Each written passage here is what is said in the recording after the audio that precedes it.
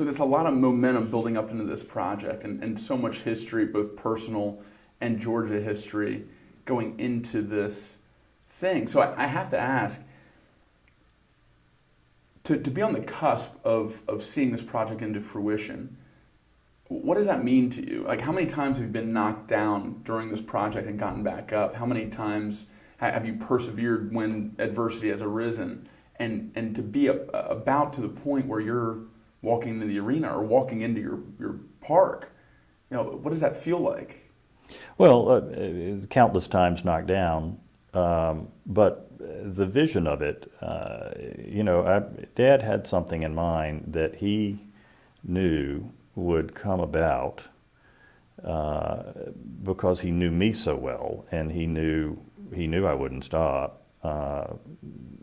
And he died before I'd tested the waters over there and got knocked down on my ass so badly. And, a white bread guy from Buckhead, from Lovett School, dressed like I am now, going over there into that neighborhood, and I didn't change clothes, and I told them I wasn't cool and I wasn't going to pretend to be cool. Well, they let me have it. But then some of the stories that I've already told you came out, and the older folks remembered Dad. And those younger guys, they had never had a Klan cross burning on their yard, and they didn't know what to do with me, having had that happen to him. So a trust began, and we went over and just listened to him for a year. It's a 19th century design, a 21st century community. What did they want? And they told us. And we're putting it there. And one of the things that is most notable to them, we're called the National Monuments Foundation. Well, the Fourth Ward Park that we're essentially sitting in right now, it's a brilliant gesture, and it's been incredibly good for this side of the city. But there was a black community that lived here at one time, and you can't tell they were ever here. This neighborhood in Vine City and English Avenue, they knew we would remember them, and they changed the world. Their people from their little community changed the world. That is a story that has to be remembered, and because of the work that we're doing in this park, it will be. And Dad, the Downtown Connector's named for him. He helped build that road. It's where 85 and 75 join in the north and the south.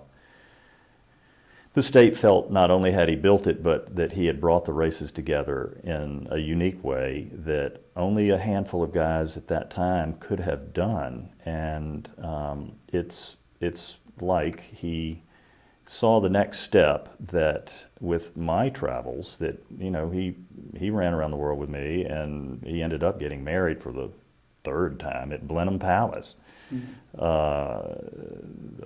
Lady Henrietta, a great pal of mine, loved my dad, and she hosted us there in a chapel that looks like a cathedral, and it was one of the more beautiful gestures she could have done for us. And so he knew that the links that I had around the world would be such, I didn't know it, but he knew that it would probably end up exactly where we are. And he always had an interest in Davos, and my father-in-law goes to Davos every year, and he said, you need to talk to Jim Robinson about Atlanta and the Davos of peace. That is something that we likely could be, and you need to do it. Well, I thought that was a joke, but not now. Especially with it being so close.